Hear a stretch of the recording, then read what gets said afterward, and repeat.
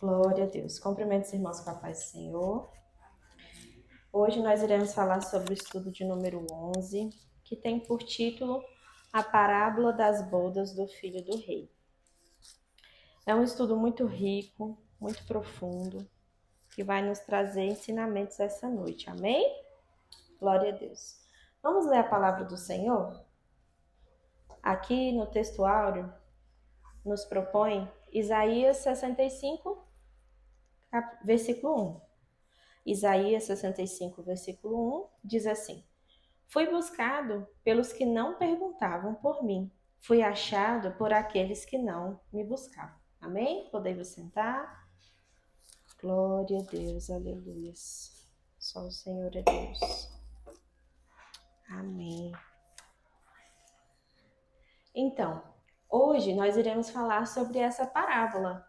Ela nos traz ensinamentos, né? A verdade aplicada diz assim: o plano de Deus sempre foi salvar a humanidade, mesmo que isso custasse a cegueira temporária do povo que dantes conheceu.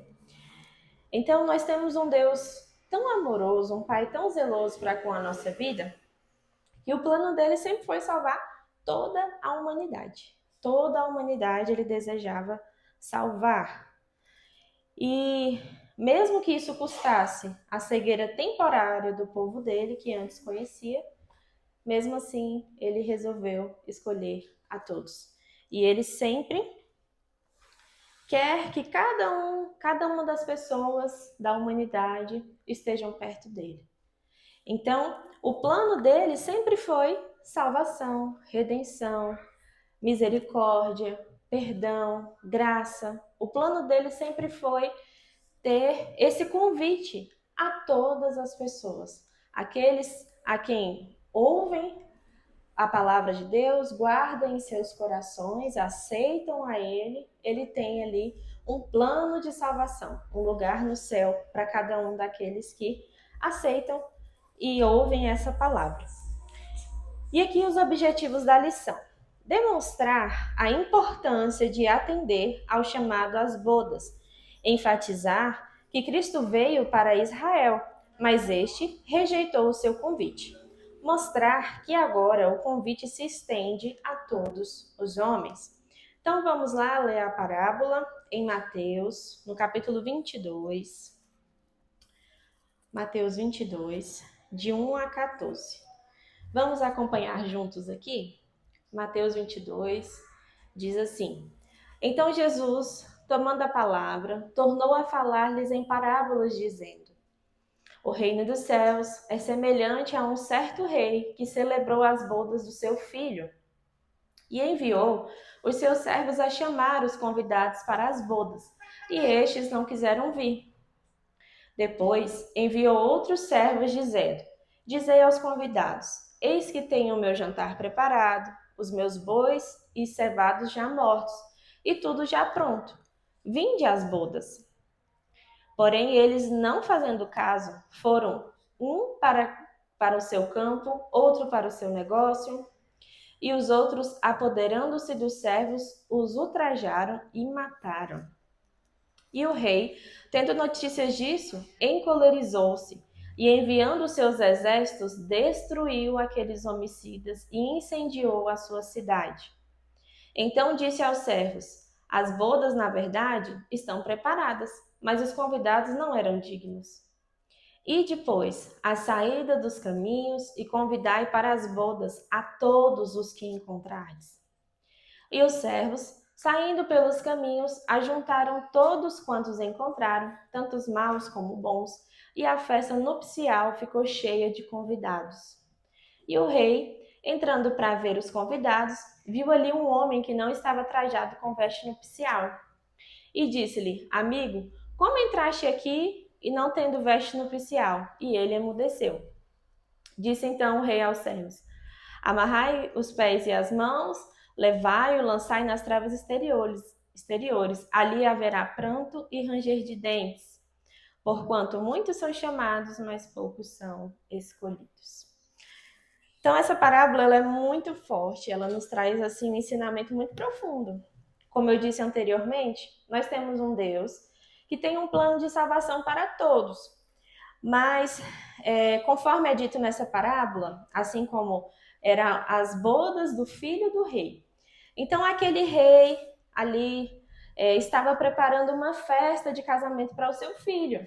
E ele, muito cuidadoso, preparou todo um banquete, preparou ali toda aquela festa para receber os convidados e entregou os convites e chamou os convidados para aquela festa.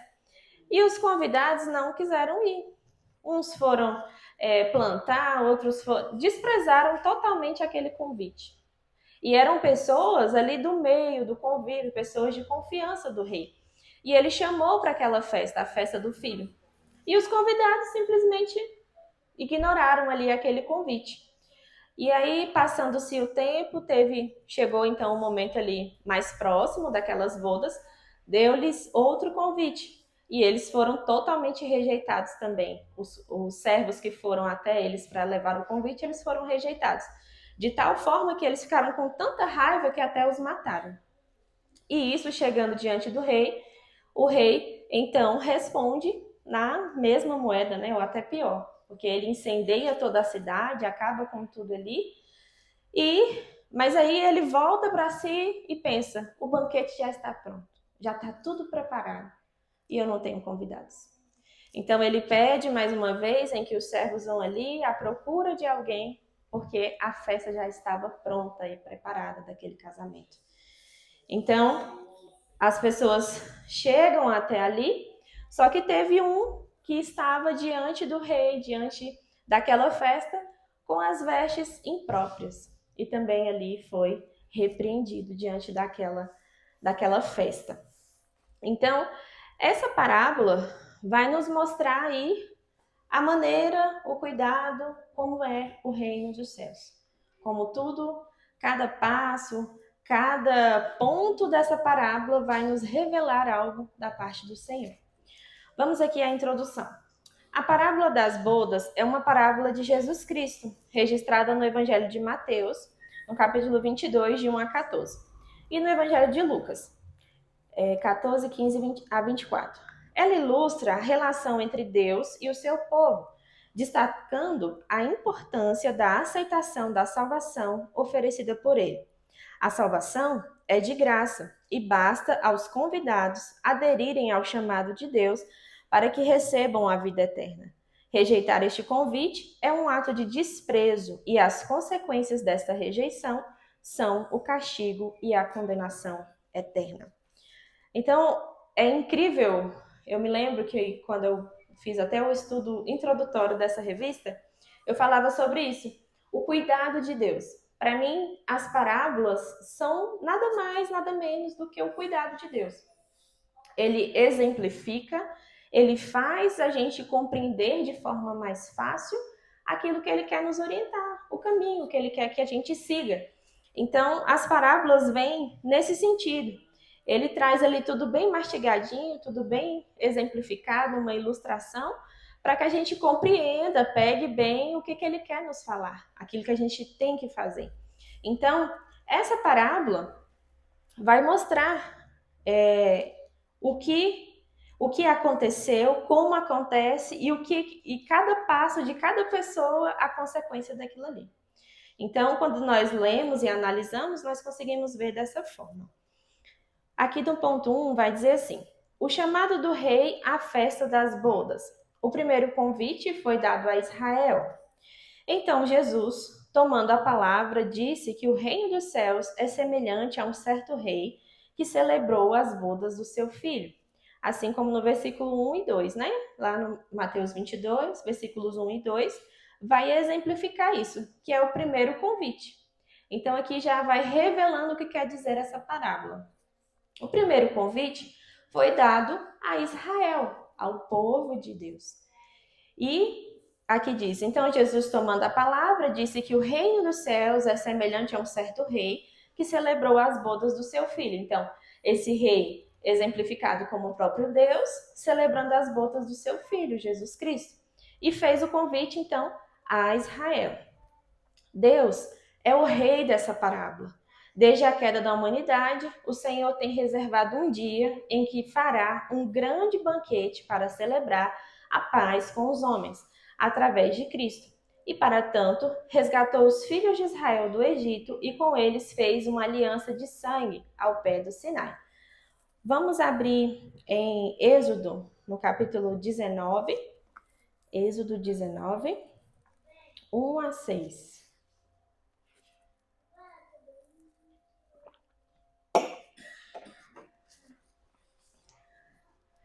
Glória a Deus, aleluia.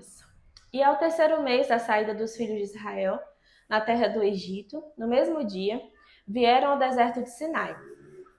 Tendo partido de Refidim, vieram ao deserto de Sinai e acamparam-se no deserto. Israel, pois ali acampou-se defronte do monte.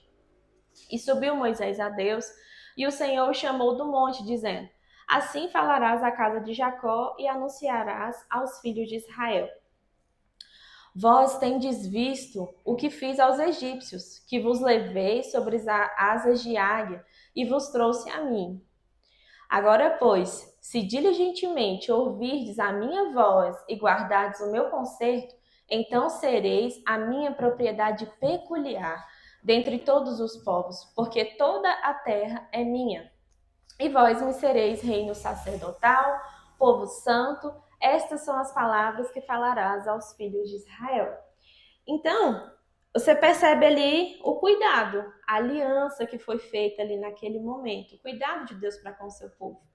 Então, vocês vão ser minha propriedade peculiar, né? O povo adquirido, o sacerdócio real, os meus queridos, aqueles a quem eu amo, a quem eu zelo, a quem eu quero estar por perto, a quem eu quero ter, né? Ali como a galinha junto os pintinhos. Então, é o meu povo. Vocês são o meu povo. E ele faz essa aliança de sangue ao pé do Sinai. Ele fala ali com Moisés e fala sobre o amor dele, ele fala sobre o amor dele para com o povo. Então, muito antes, lá com Moisés, né, ele já fez essa aliança para com o povo dele. E ele os protegeu, os guiou no deserto, lhes deu a terra prometida. Levítico 20 e 24. Levítico 20 e 24.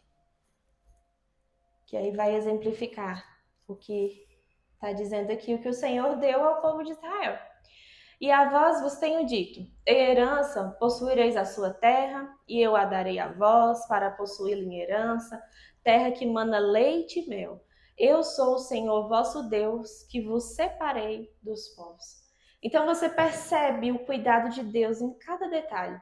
Eu separei vocês, ele guia ali pelo deserto, ele dá a terra prometida, a promessa da terra prometida, que mana leite e mel, que vai ser a herança do povo. Então, em tudo, Deus foi cuidando ali, prometendo aquele povo. Israel, portanto, era o povo que vivia sobre o amor e a misericórdia do rei. Vamos lá, Jeremias 31, 3.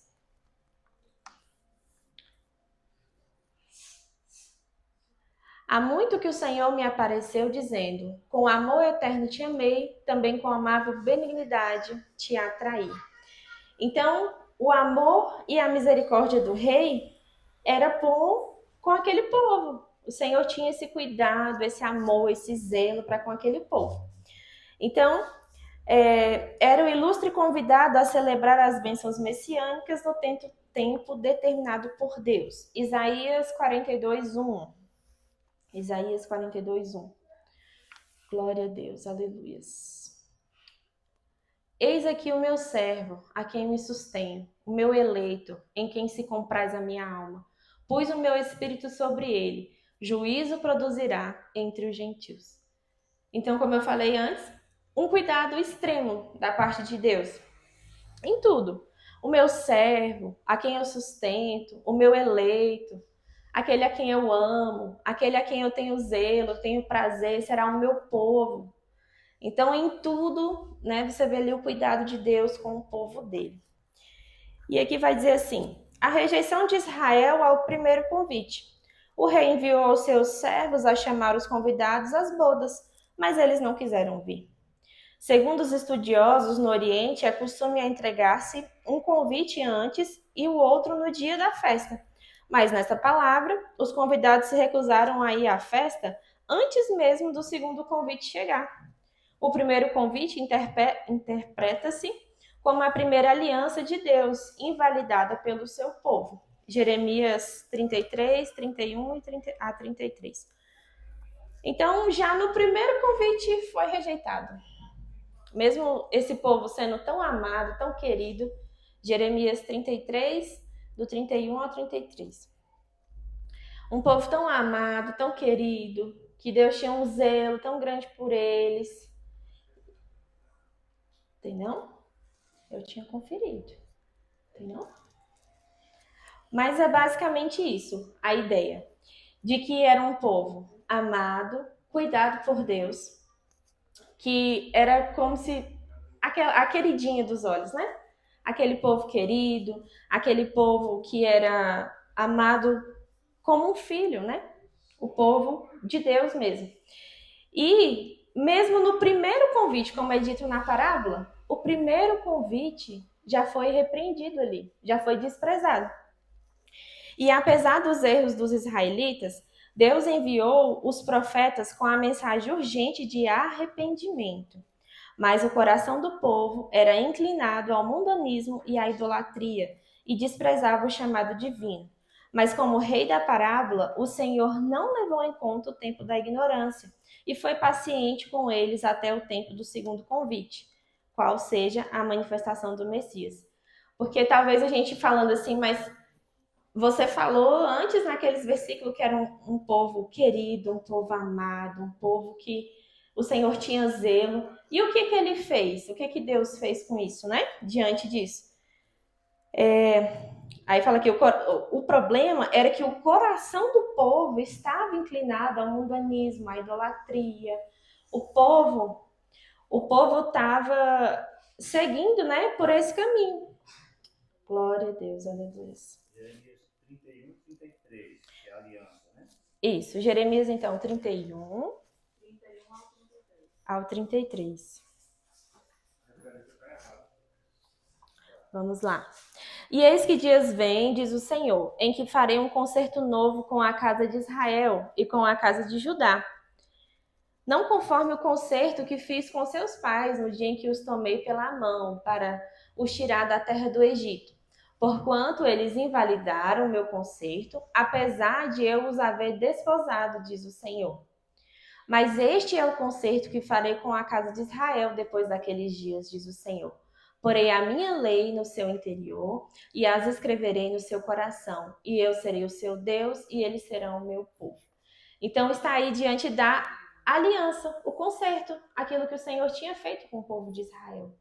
Os queridos dele, o povo, a nação que deveria ser, como posso dizer, se sentir favorecida por isso. Mas, mesmo diante de todo esse cuidado, desse zelo de salvação, de libertar aquele povo, de seguir aquele povo, a coluna de fogo, né? Ali toda a situação, em todos os aspectos do povo que eles padeceram, o Senhor entrava com socorro, o Senhor entrava com libertação, com ajuda, e mesmo assim desprezaram, né? O próprio Deus. Então, diante disso, o Senhor fez aquela primeira aliança. A primeira aliança, o primeiro cuidado, mas foi desprezado pelo povo. Por quê? O coração do povo era inclinado ao mundanismo e à idolatria. E era desprezado, ele estava desprezando ali o chamado de Deus, né? O senhor quer falar? Assim, e eles vão, como eles desprezaram a Cristo, né? Uhum. E eles vão receber a bênção como Cristo, né? O verdadeiro, achei que é o Cristo, o Messias. É muito triste de se ver, né? Como que isso aconteceu. Mas o Senhor é misericordioso, é bondoso, ele também tem salvação para o povo dele, né? Vamos lá em Atos 17, 30 a 32. Tem bastante referência. Atos 17, 30 a 32. Mas Deus, não tendo em conta os tempos da ignorância, anuncia agora a todos os homens em todo lugar que se arrependam, Porquanto tem determinado um dia em que a justiça há de julgar o mundo, por meio do varão que destinou, e disso deu certeza a todos, ressuscitando dos mortos. E como ouviram falar da ressurreição dos mortos, uns escarneciam e outros diziam acerca disso: te ouviremos outra vez. Então, aqui diz assim: como o rei da parábola, o Senhor não levou em conta o tempo da ignorância. Foi paciente com eles até o tempo do segundo convite. Então, como foi dito lá no primeiro versículo, o Senhor perdoa o tempo da ignorância. E ele foi misericordioso, enviou ali outro convite. Outro convite. Agora vamos aqui, ó, 1.3. O reforço do primeiro convite. O convite subsequente era mais enfático e urgente. Estando tudo preparado, disse o rei, vinde às bodas. Imagine a alegria do rei, os seus esforços para preparar o banquete, ornamentar o palácio, contratar músicos. Ele reforçou o segundo convite aos seus súditos, mas eles colocaram seus interesses pessoais acima dos interesses do reino. Igualmente, muitos deixam os cultos na igreja para se divertir à noite. Outros até perderam o apetite pelas coisas celestiais. Esta parábola não denuncia apenas a indiferença de Israel para com o reino de Deus, mas de todo aquele que na presente era não dá o devido valor às riquezas do céu, em função de alegrias passageiras. Esta é uma oportunidade de reflexão se ainda estamos na fé ou se no mero formalismo religioso. Então, assim, é o que eu já falei sobre isso. A parábola ela vai nos trazer, é bem exemplificado, é um cuidado de Deus em tudo que nós precisamos viver, aquilo que Ele quer nos orientar. E é onde nós nos vemos, como a gente falou agorinha, que a gente fica triste porque o povo de Deus rejeitou, mesmo sendo ali a propriedade peculiar, o povo querido de Deus, rejeitaram o próprio Deus. Mas aqui diz, esta parábola não denuncia apenas a indiferença de Israel para com o reino de Deus, mas de todo aquele que na presente era não dá o devido valor às riquezas do céu. Então nos traz essa reflexão. O que eu tenho feito? Eu tenho dado valor às coisas de Deus? Se a palavra hoje é disseminada, eu tenho isso, eu tenho a palavra de Deus para eu ouvir, para eu seguir. Eu tenho seguido? Eu tenho dado valor mesmo? Aquele sacrifício ali na cruz, eu tenho dado valor a cada gota de sangue, a tudo que ele sofreu? Ou eu tenho só sendo formal? Eu vou seguir ali, eu tenho que ir para a igreja, tal dia, tal dia, tal dia, e vou seguir só aquele formalismo religioso, né? Vou só estar ali de forma formal, ali, só para cumprir, para bater o ponto, né? Como dizem. Então, traz essa reflexão. O que eu tenho feito? Como eu tenho seguido? Onde eu preciso melhorar? Porque Ele quer dar salvação a todos. Os primeiros convidados não eram dignos. O convite de Israel à festa era uma convocação divina. Os nobres convidados, incomodados com a insistência dos servos, humilharam uns e mataram outros. Estevão disse que os profetas foram ultrajados e mortos pelos reis e autoridades do povo, quando lhes falava do amor de Deus. E Jesus disse que o sangue dos profetas seria duramente cobrado do povo de Israel. O que nos dá uma nítida ideia de que esta parábola foi contada para mostrar o quanto Israel foi obstinado em rejeitar o chamado ao arrependimento. O convite real era o mesmo que uma ordem real. Ao se recusar a vir, os dignatários humilharam o rei, desdenharam o príncipe herdeiro e menosprezaram a sua autoridade publicamente. Tal atitude de Israel foi um ultraje à graça divina e merecia uma justa reprimenda do céu. Vamos para Romanos, capítulo 1. Glória a Deus. Romanos 1, 28. Então, como diz aqui, os primeiros convidados não eram dignos. Foi feito ali o convite a Israel para essa festa, a convocação divina. E simplesmente eu não quero ir, não vou, não quero saber. Desdenharam ali todo aquele convite do filho do rei. Não quero saber. E aí, essa atitude é um traje à graça divina. Romanos diz assim: e como eles não se importaram de ter conhecimento de Deus, assim Deus os entregou a um sentimento perverso, para fazerem coisas que não convêm, estando cheios de toda iniquidade, prostituição, malícia, avareza, maldade, cheios de inveja, homicídio, contenda, engano, malignidade, sendo murmuradores, detratores, aborrecedores de Deus, injuriadores, soberbos, presunçosos, inventores de males, desobedientes ao pai e à mãe, nécios, infiéis nos contratos, sem afeição natural, irreconciliáveis, sem misericórdia, os quais, conhecendo a justiça de Deus, que são dignos de morte, os que tais coisas praticam, não somente as fazem, mas também consentem com os que fazem. Então, quando a gente lê todos esses versículos, aí diz, né, os quais, conhecendo a justiça de Deus, que são dignos de morte, os quais têm tais coisas praticam. Não somente as fazem, mas também consentem com os que fazem. É onde o calo vai apertando, assim, o negócio vai ficando mais estreito, né?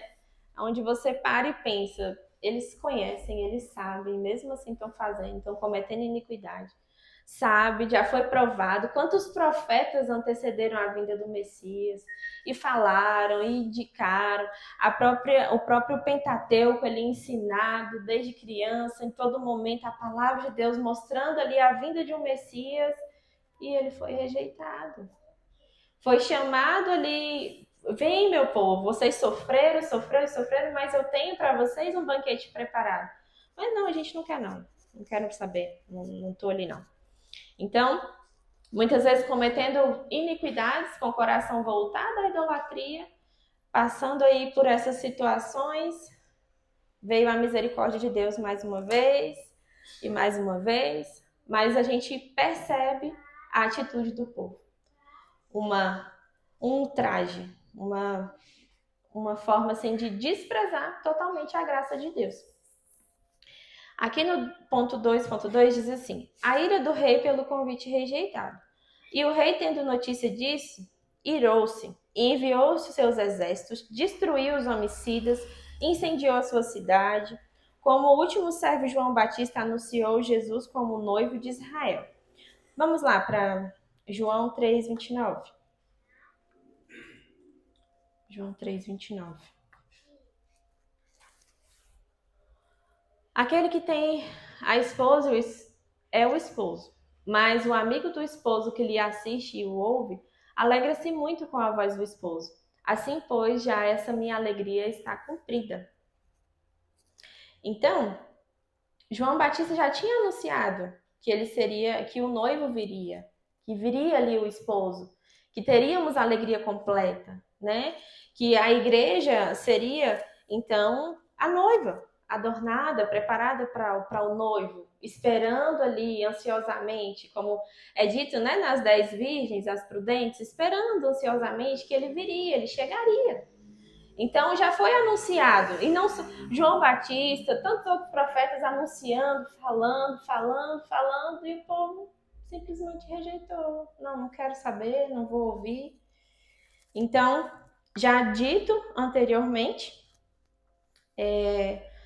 essas notícias, o povo de Deus não quis ouvir. Os discípulos foram enviados a todas as cidades para anunciar o evangelho, mas o povo rejeitou a mensagem. João 1:11. 1:11. Veio para o que era seu e os seus não o receberam. Rejeitaram. Eles mataram João Batista, crucificaram a Cristo, perseguiram os discípulos, os condenaram à morte. Dias antes da sua morte, Jesus lamentou sobre Jerusalém e disse que não ficaria ali pedra sobre pedra que não fosse derrubada. Vamos lá, Lucas 19. Lucas 19, você pode começar do versículo 35. Lucas 19, 35. E trouxeram-lhe a Jesus e, lançando sobre ele o jumentinho as suas vestes, puseram Jesus em cima. E indo ele, estendiam no caminho as suas vestes. Pode passar. E quando já chegava perto da descida do Monte das Oliveiras, toda a multidão dos discípulos regozijava-se. Começou a dar louvores a Deus em alta voz por todas as maravilhas que tendo visto, dizendo: Bendito o Rei que vem em nome do Senhor, paz no céu e glória nas alturas. E disseram-lhe dentre a multidão alguns dos fariseus: Mestre, repreende os teus discípulos. E respondendo ele, disse-lhes: Digo-vos que, se estes se calarem, as próprias pedras clamarão.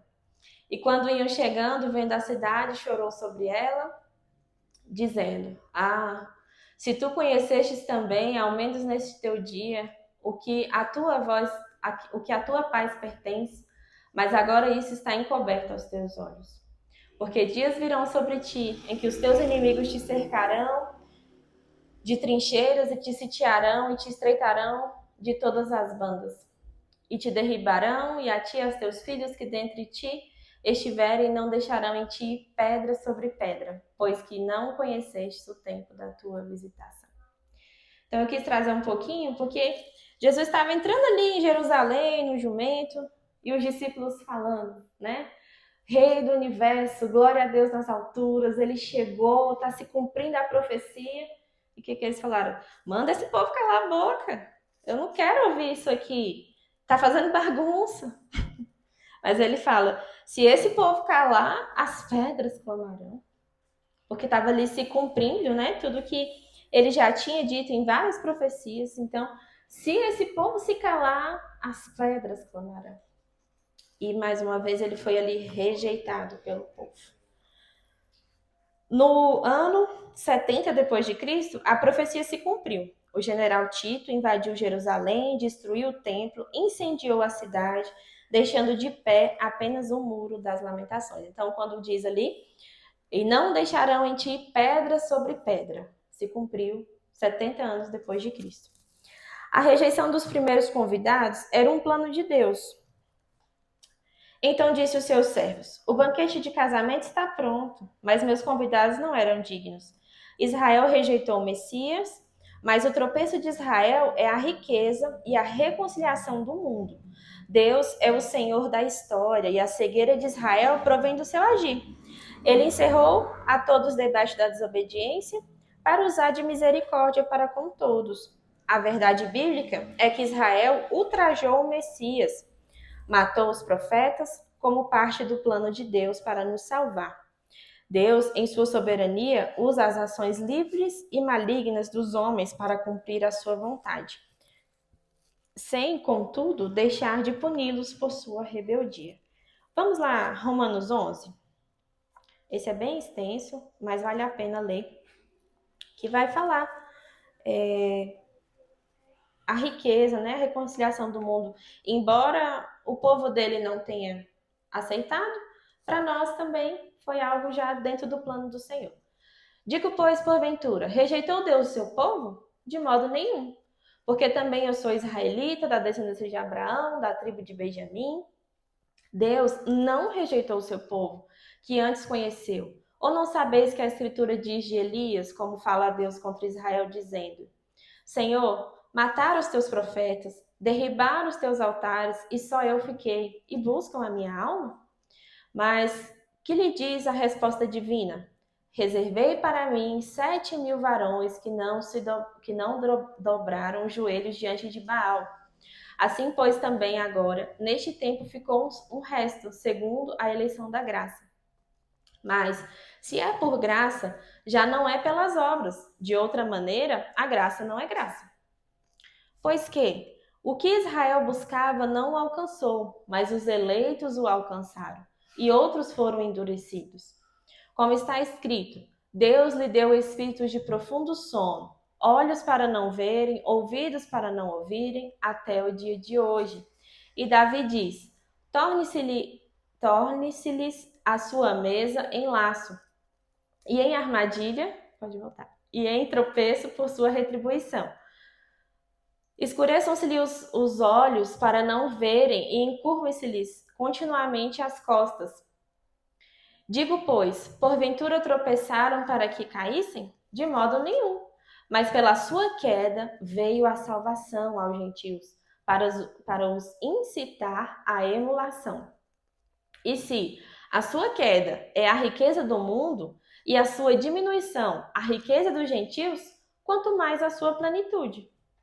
Porque convosco falo, gentios, que enquanto for apóstolos dos gentios, glorificarei o meu ministério, para ver se de alguma maneira posso incitar a emulação da minha carne e salvar alguns deles.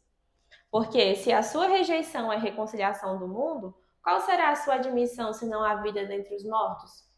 E se as primícias são santas, também a massa o é. E se a raiz é santa, também os ramos o são. E se alguns dos ramos forem quebrados, e tu, sendo zambujeiro, foste enxertado em lugar deles e feito participante da raiz e da seiva da oliveira, não te glorie contra os ramos. E se contra eles te gloriares, não és tu que sustenta a raiz, mas a raiz a ti. Dirás, pois, os ramos foram quebrados, para que eu fosse enxertado.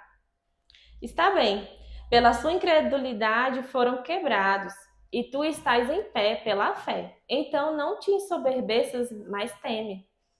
Porque se Deus não poupou os ramos naturais, teme que te não poupe a ti também. Considera, pois, a bondade, a severidade de Deus para com os que caíram. Severidade, mas para contigo, e benignidade de Deus, se permaneceres na sua benignidade, de outra maneira também tu serás cortado. E também eles, se não permanecerem na incredulidade, serão enxertados, porque poderoso é Deus para os tornar a enxertar. Porque se tu foste cortado do natural, zambujeiro, e contra a natureza enxertado na boa oliveira, quanto mais estes que são naturais serão enxertados na sua própria oliveira. Porque não quero, irmãos, que ignoreis este segredo, para que não presumais de vós mesmos, que o endurecimento veio em parte sobre Israel, até que a plenitude dos gentios haja entrado. E assim, todo Israel será salvo, como está escrito: de Sião virá o libertador, e desviará de Jacó as impiedades. E este será o meu concerto com eles, quando eu tirar os seus pecados. Assim que, quanto ao evangelho, são inimigos por causa de vós, mas quanto à eleição, amados por causa dos pais. Porque os dons e a vocação de Deus são sem arrependimento. Porque assim como vós também antigamente fostes desobedientes a Deus, mas agora alcançastes misericórdia pela desobediência deles, assim também estes agora foram desobedientes para também alcançarem misericórdia pela misericórdia a vós demonstrada. Porque Deus encerrou a todos debaixo da desobediência para com todos usar de misericórdia. Ó profundidade das riquezas, tanto da sabedoria como da ciência de Deus! Quão insondáveis são os seus juízos e quão inescrutáveis os seus caminhos! Porque quem compreendeu o intento do Senhor? Ou quem foi o seu conselheiro? Ou quem lhe deu primeiro a ele para que lhe seja recompensado? Porque dele, por ele e para ele são todas as coisas. Glória, pois, a ele eternamente. Amém. É longo, mas exemplifica tudo, tudo. E aí já vem logo a repreensão, né? Porque muitas vezes a gente vai lendo e fala, mas como que esse povo desprezou? Mas era um plano do Senhor, era um plano de Deus também. Como diz aqui, a rejeição dos primeiros convidados era um plano de Deus, porque aí com essa rejeição, hoje nós somos enxertados, nós fomos alcançados também. Se houve então, porque Deus não despreza nada, o que ele, claro, ele tem um plano de salvação para todos, ele tem um plano inicial. Se não deu certo, porque nós temos um livre-arbítrio, ele impõe a nós. Se não deu certo, claro que ele já tem outro plano, que ele já tem outra forma, ele já tem uma saída, ele já tem uma solução.